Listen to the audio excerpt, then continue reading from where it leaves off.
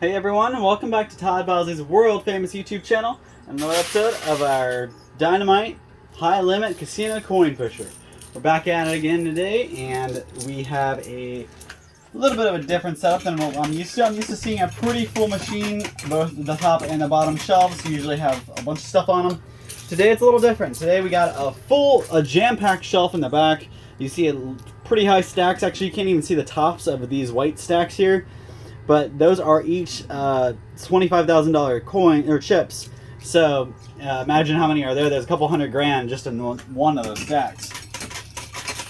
And we are after about $3 to $4 million, and we have about half an hour to do so. So let's see if we can work some magic and get some stuff out of here. I'm hoping for some good luck with these towers falling. I hope they fall forward. Most of the time, with my luck, they go backwards though, so gotta keep our fingers crossed on that. And I was afraid of that. A lot of those just fell off the edge, right out of play, and it doesn't do us too good. So all the chips that are over here, I can pretty much kiss goodbye. I'm not going to be able to win those. And that's a couple hundred grand right there by itself, so that really stinks. I'm going to try to go heavy on the right side because I want that other tall stack of white chips to fall inwards. And not to mention, those are on top of the blue chips, so let me kind of go over that with you guys real quick. So for anybody who isn't a normal watcher, you're tuning in for the first time, these blue chips here are $10,000 chips. These red chips here are $5,000 chips, and the white is $25,000. Yellow is $1,000, purple is $500, and black is $100. So now you guys know prize amounts. We just gotta get them out.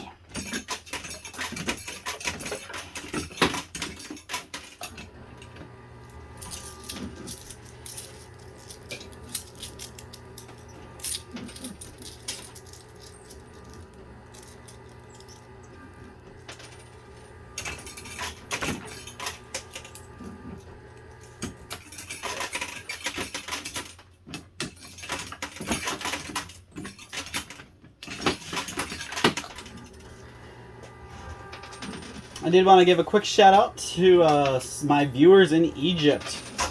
Oh no! So a big shout out to my people in Egypt. I am realizing there's a lot of people over there watching, and I want to say hi, how you doing, and thanks for watching. The second biggest place for our views comes from America, obviously, but it was just crazy that I get more views in Egypt than I get anywhere else. So, shout out and hello to my Egypt viewers.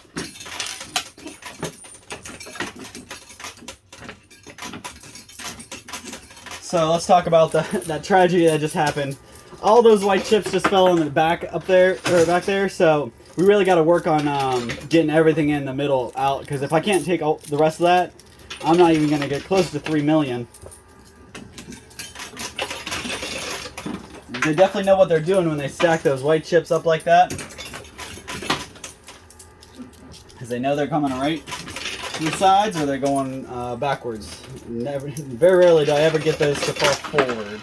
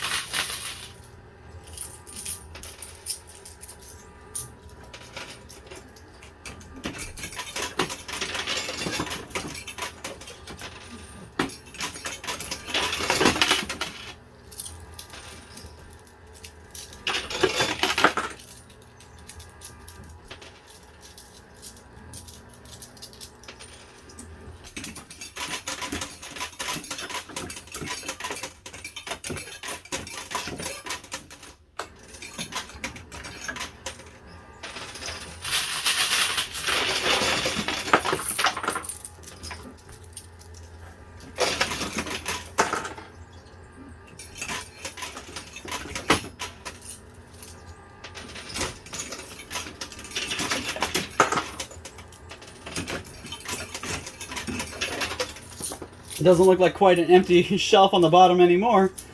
We are doing pretty good work. Besides that little mishap with all those $25,000 chips falling off the edge. Otherwise, we're doing really good. Trucking along, getting everything pushed right off the top. And we've got a lot of blue chips over here. Those are all $10,000 chips, so that should be a pretty good turnout there.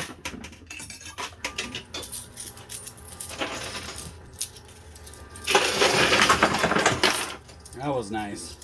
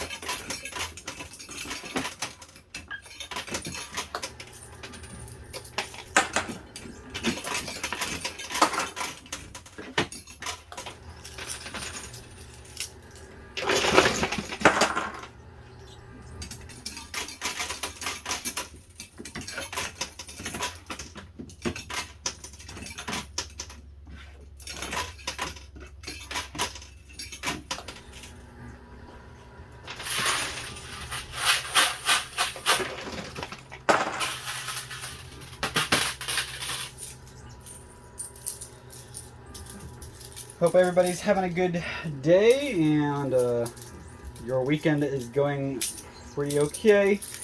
I know my weekend's been super busy, just like just about every single one of them.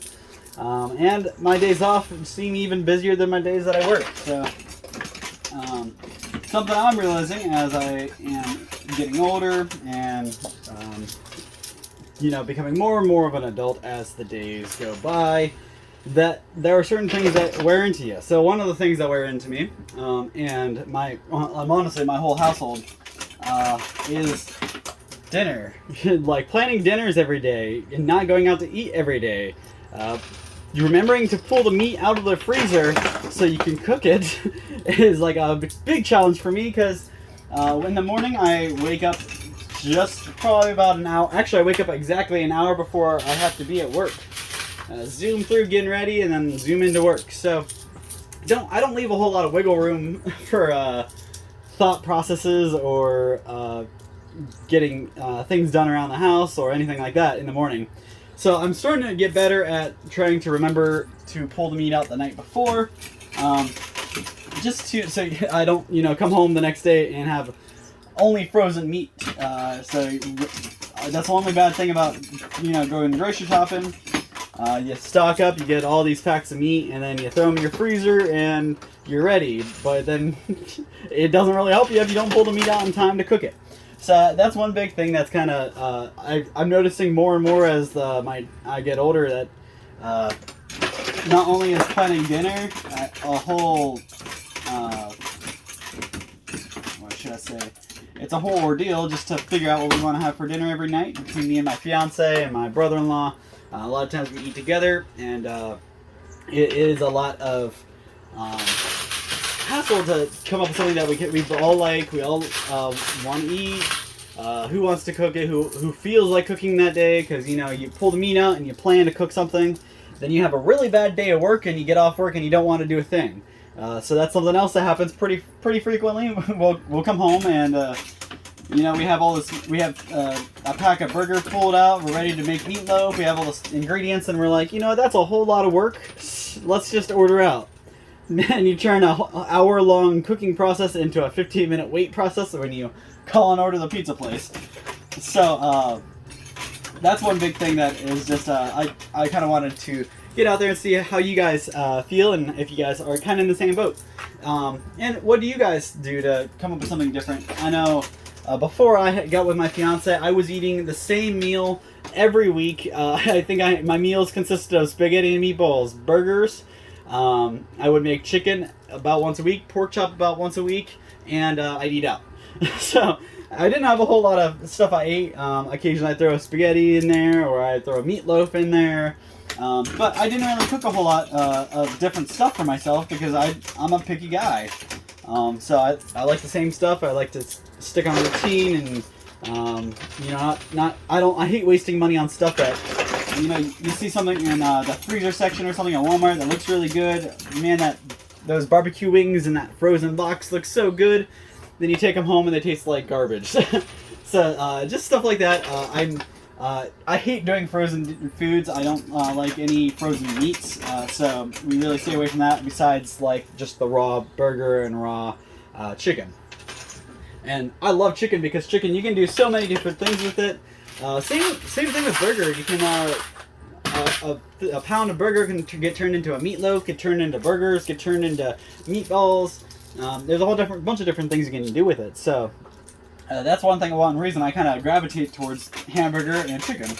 And that's probably how it is for the majority of the population. It's what's readily available. Really easy to cook for the most part, and really there's a couple different things you can do with it. So you can buy a bulk burger, bulk chicken, and not be a big deal, because it's not like you're eating the same thing every night.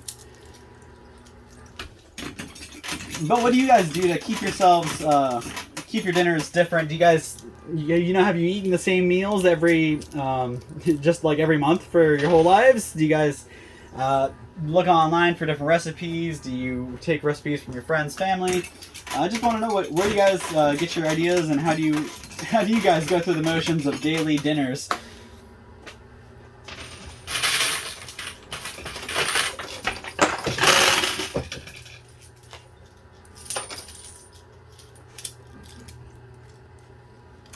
So the whole reason I kind of got on the dinner topic was because last night we had one of my favorite meals. My fiance wasn't feeling very good, So she stayed home and she actually prepped our dinner right before she got to relax a little bit for the day and start feeling better.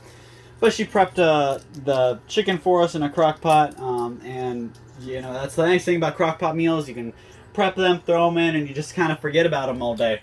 Come back and stir them every once in a while and you're good. So she made this meal, and I've talked about it on here before, but it's been a while, so I want to bring it back up. Cracked chicken. You guys ever heard of cracked chicken? It is, oh my god, it is so good. It's really easy to make. It's just chicken. It's the ranch, like a packet of ranch seasoning. I believe there's cream cheese and a couple other things. Mix it in a crock pot, and oh my god, it is so good. I make it on sandwiches, like I just put it on buns. But my fiance loves to eat it. She just slaps it onto a plate and eats it right off the plate. So really, there's a couple different things you can do with it, or ways to eat it. And this stuff is honestly some of the best chicken you'll ever have. I can't believe I had never heard of it before until my fiance made it, and she actually had known about it for a while, but she didn't make it because I don't like ranch. I usually hate ranch.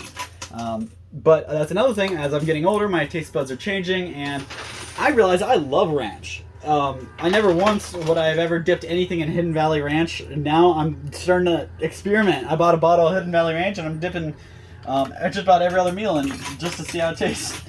So that's one thing. Constantly changes. I want to know, same thing from you guys. Is that something that doesn't stop? Does your taste buds constantly change, or at some point does that just kind of level out and you like what you like, and that's how it's gonna be? So drop the comments down below. Get active. Give me something to bounce off of. I love having stuff to talk about, and I'm really trying to get more interactive with you guys. So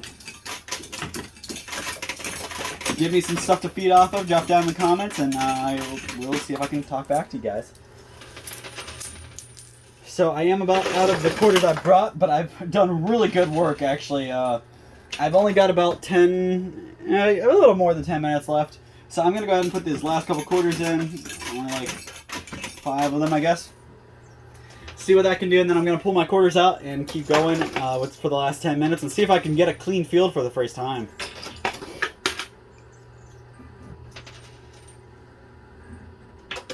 Alright, so I'm going to go ahead and pause it. I'll be right back, and I'm going to just grab my quarter so I can keep going. Give me 1 second. Alright, I am back. So I know you guys didn't miss me. I was only gone about a millisecond for you guys.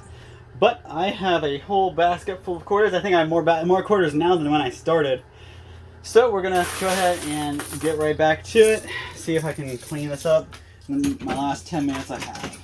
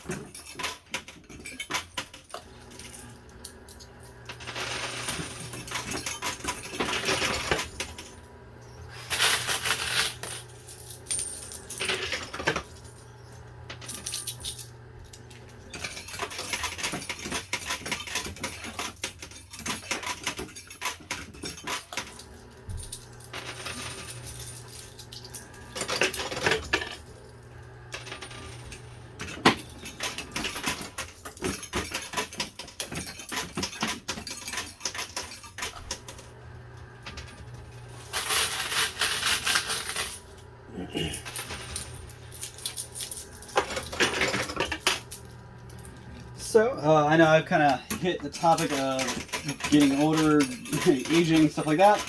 So I'm going to kind of flip it and go the opposite direction. So, I just wanted to bring up and mention the fact that there's a lot of stuff that happens to you as a child that will always stay with you, rather it be when you were 4, 14, or 40. Stuff stays with you. Mind you, obviously when you're little, some things you don't even remember, you don't grasp the importance of it, but as you grow up, things kind of start to make sense. So something I've noticed as I've grown up, and I really something that bothers me about it is the fact that there's a whole generation of people, and I can't say everybody in the generation because it's just a stereotype, but and I get the stereotype of my generation all the time that my generation's a bunch of lazy kids that don't like to work. But I work 5 days a week, and I work every single night at midnight. Really, from like 10 o'clock to like 2 o'clock, I'll work just about every single night. And even when on my days off, I'm still doing that. So you can't tell me that I don't like to work, because I work my butt off to get what I have and where I am. But something I've noticed is that some kids are getting raised in, well, like I said, by that generation of people who are just a little, they're a little colder. They're not the warm, loving, parents that people are becoming. Like nowadays, parents are a lot more. I can't say all the time, but it seems like a lot more parents are more attentive and see the emotions of their children more. As to where when I was younger, if somebody was crying, me or one of my siblings or one of my friends, somebody got hurt and they were crying, you know what we got told? Suck it up, or we got called a baby. Now that's one thing. Maybe we shouldn't have been doing that, because now these people are doing the same thing to their children, and it's just crazy. These children go to school and then call other people babies. So you see what you did there? You just made your kid a bully, because you bullied your kid first. So, well, I'm not saying that you can't, poke fun a little bit. Just try to get your kid to break a habit of crying a lot by saying, "Oh, you're a baby," and that builds in a little kind of. Every time they cry, they feel bad about themselves because you called them a baby, so they're going to think they're a baby, so on and so forth. It's a whole psychology thing, but the fact that we do this, whatever you say or whatever you do around your kids, your child is a sponge. They will absorb all that. They will go to school and they will act the same way around their friends and their teachers. And if their teachers aren't I should say attentive, chances are they're going to get in trouble if they repeat what you say or what you do like that. You can't go around calling other kids babies and telling them to suck it up. Your kid, obviously, raise your kid however you want, but I just want to kind of bring some attention to this, that saying stuff like that is not good, and it's just going to cause more issues for the kid later on, if it doesn't cause issues for them right now.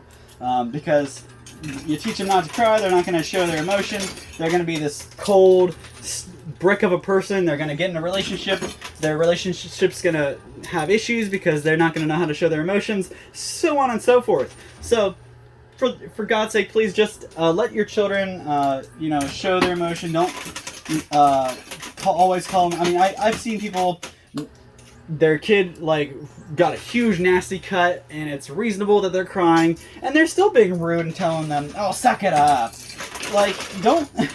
Don't act like that to people who are just to kids who are still trying to learn and understand the world, because you do that to them, they're going to do it to other people, and it's just going to be an endless cycle. So why don't we instead just try to be a little more nicer, teach your kids to be nice to other people. Don't bully your kid or help your kid bully the other kid. I've seen that happen where a parent literally told one kid to go do this to the other kid. No, it's ridiculous. And it's not just a one-off occurrence or with one family. There's multiple families, and it's usually the I'm not gonna say it, but it's usually the father. I mean, every once in a while you get a mother who kind of acts like the same way, but a lot of times it's the guy. The guys teach their sons don't be babies, yada yada. That's the kind of thing you can't really be doing. You gotta raise a strong kid. Yes, I understand, but you can't do it derogatorily, because they're just gonna turn around and do the same thing and get into trouble or just not be a good parent. I mean, I always say, I haven't had a kid yet, but I know when I do, I'm gonna be the best parent there is, because I've spent my whole life. Well, one, I've always kind of hoped to be a father because I'm a huge nerd. Being a nerd means you like kids' things, so my house is surrounded in collectibles, and back in the day, a Star Wars fan would have been a nerd. Nowadays, it's superhero fans that are nerds. So, definitely right up there with you. I'm a huge nerd, so don't take that away from your kids. Just let your kid kind of be themselves, and try to teach them to be nicer to other people. A lot of people, you don't know what other kids come from. You don't know. You may raise your kid perfect. You may be the best parent in the world, and but you don't know how other kids or how their friends are getting raised. So they could go to school. They could their best friend's dad could have been saying stuff. Their best friend's now saying it, and all of a sudden now your kid's saying it. So you see what I mean? Stuff that you just got to watch what you say and be around kids, because they are sponges. But I just want to break the habit of these guys who are rough and cold and I'm a manly man. No, you're not. You're just hurting your kid for later on in life. There's no such thing as a manly man. It's just you can hunt and you can like video games all in the same boat. So you can be a nerd. You can be a manly man who likes to work on diesel trucks, and you pick up a controller at the end of the night, you put on a mic, and you talk to your friends for hours. So really, there's a lot less boundaries these days than we did when I was growing up. I know when I was growing up, a lot of times there were cliques. People didn't blend together very well. So if you were a video game nerd, you were a video game nerd. If you were a sports guy, you were a sports guy. Now those worlds are kind of getting broken down and blended together. So the way you raise your kid, you gotta kind of keep that in mind, because you may be raising your kid because you want your kid to love baseball just like you did, but their best friends may love Yu-Gi-Oh cards, Pokemon cards, Magic the Gathering, or vice versa. You could be trying to raise your kid as a giant nerd just like you, and they come out being the star quarterback. So it's really a big thing. I just wanted to kind of shine light to that. Raising kids is way different today than it's ever been, and it's going to be way different in 10 years than it is now. The world's changing, and you got to keep changing how you are and how you're raising your kid, so your kid can have the best opportunities. I know I was kind of sheltered. I didn't get forced to talk to a lot of people and socialize, and because of that, I had a hard time acclimating to the real world, because I had to talk to customers, and I'd never talked to a stranger like that before. I wouldn't walk up to somebody and say, "Hi, how you doing?" unless they did it to me first. But nowadays, I talk to every single person who walks through the door, say, "Hi, how you doing?" and I give them the rundown, and just about every single customer that walks in. So you can't change. You just got to adapt to your world and your surroundings. But that is my time limit. I got 30 minutes in. I got a whole lot down the drain. I'm going to go ahead and count it up and see how much money I won. And I'll be right back with a total for you guys. And hopefully I can get close to that 3 million. These guys back here really messed us up. So without these, I don't know if we'll hit the 3 million. So we'll see if I'm right or not. I'll be right back, guys. Alright guys, I am back, and you guys can see this is what I won. Not nearly as good as I wanted, or as much as I would have loved to walk away with. Actually, I didn't even break $2 million, so not even close to my goal of $3 million, but still not bad. I have about 1.5 in it, so let's see how much money I made.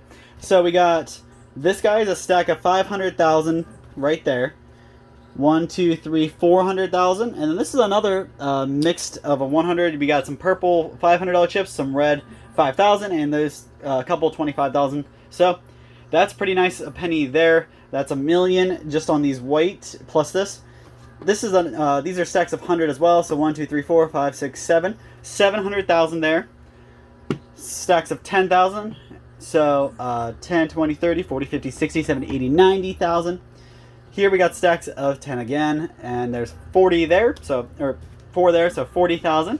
And stacks of 1,000 on these guys, and we've got 1, 2, 3, 4, 5, 6, 7, 8, 9 of those.